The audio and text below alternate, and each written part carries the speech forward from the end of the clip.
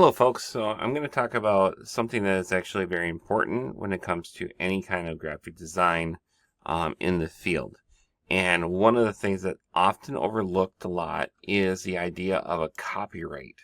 So, in the sense of when you are a student, you have certain things that you can actually use. Like I've always included like Pixabay or Markfile into some of the projects, or taking your own photos and stuff. But with as far as imagery, even video subjects, even like template type things, you have to be aware of what is called copyright.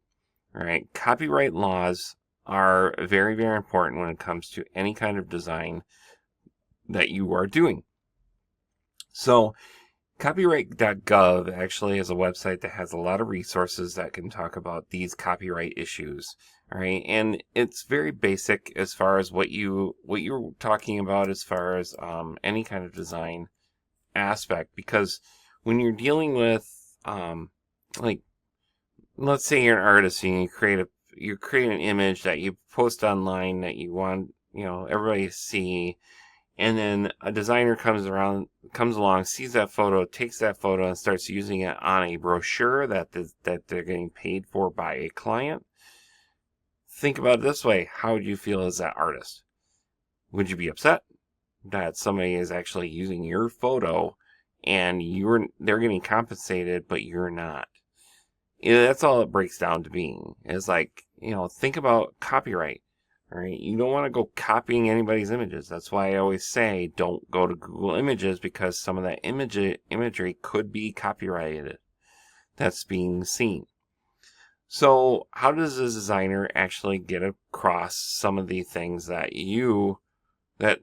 do you have imagery that you want to be able to see on a brochure or on a website or anything like that? How do you get that? And if you feel like you're not a good photographer, then you're even in a worse shape. It's like, okay, where do I get my images from? All right, so some of the things I'm actually going to show you are some of the areas that we want to kind of like deal with. And one of the sites here that's been around for a long, long time is called Getty Images. If you watched any movie, at the end of the credits, pay attention. At the very end of the credits, you may see a line on there about images supplied by Getty Images. Because even in movies and stuff, they have to be careful as far as what they put on into their set.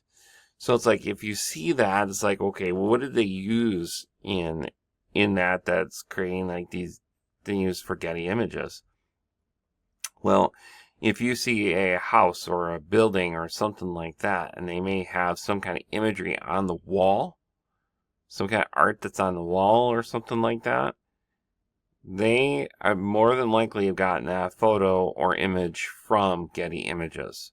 Because it's like, you can't have a piece of artwork or something like that, like a painting or something on a wall in a movie that's getting paid for by you as a consumer, and you see that image, but the artist is not paid for that part that's in the movie.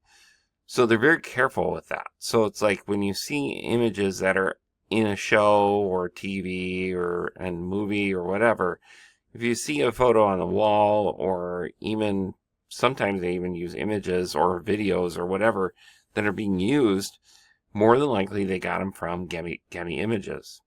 All right, so Getty Images is the way it was done many, many years ago, when I actually had to do my own design work, and images were not available as well as they are now. So it's like, what I have, if I go do a search for, let's say, wolf, for instance, here, all right, it's going to give me all kinds of different images that are being used.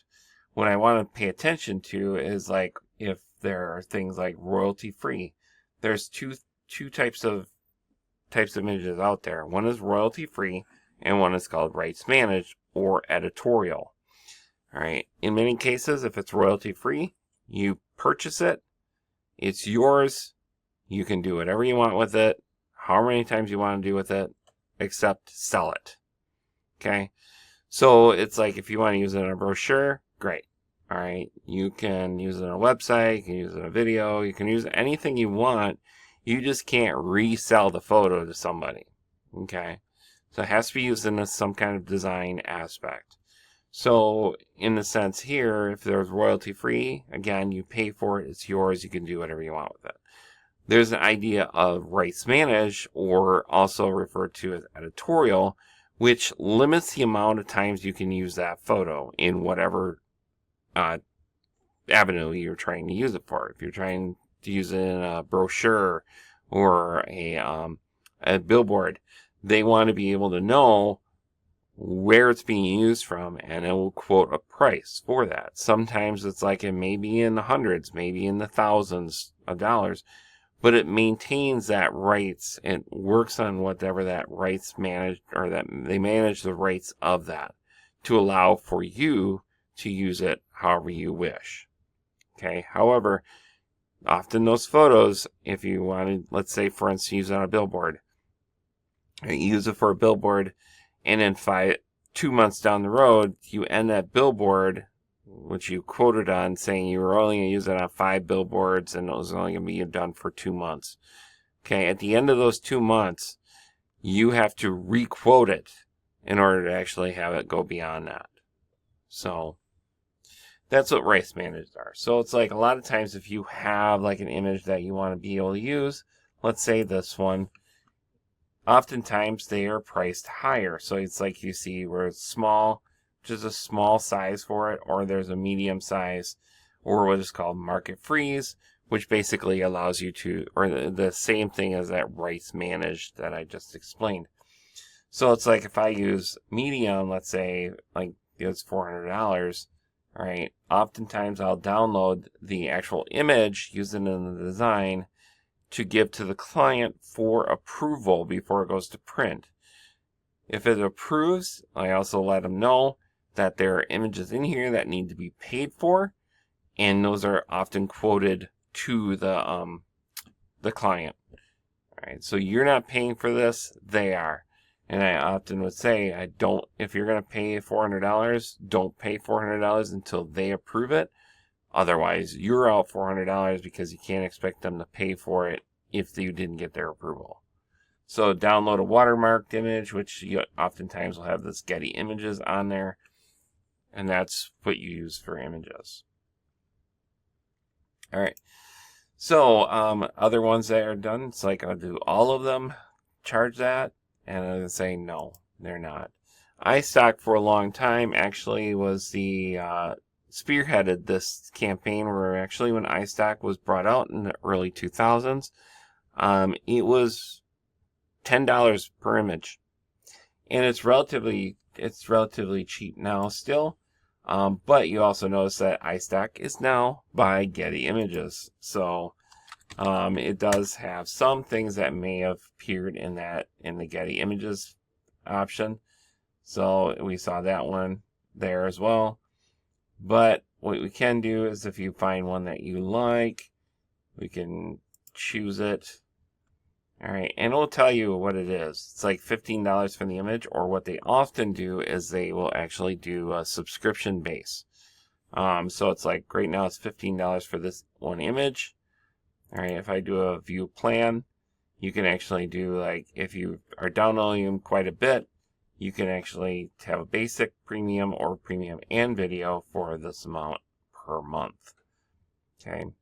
So what actually happens is kind of like if, for instance, basic, it's 10, you get 10 downloads per month. So it's like $30 per month. If you find you're downloading a lot of them at the same time, or a lot of them, you can do that here. But any that is unused can be rolled over into the next month. So it's like if you pay $10 for this month and you didn't use it, next month will be $20. So it's like it rolls over, so you're not out that money every month. Like, you don't have to download everything every month. So iStock has been like that for a long time. Be able to use those types of photos. The other one that I use is actually Adobe Stock. Adobe, if you have a Creative Suite account, they have actually a discounted plan for you. to use, but it's the same thing. You get 10 downloads per month. That does go ahead and roll over to the next one. So you can do a search for anything that you want and be able to use it. And you often realize that sometimes when iStock and Adobe Stock carry over the same images, like we saw this one here, or this is the one I chose in iStock as well. So again, some photos actually seem to be cheaper in Adobe Stock than they do in iStock. So, but you do have those options if you want to go ahead and like choose those. Again, clicking that, and you can download it for 1 credit, or you can extend a license if you need to actually use it for things that are beyond what the license is made up for. Okay.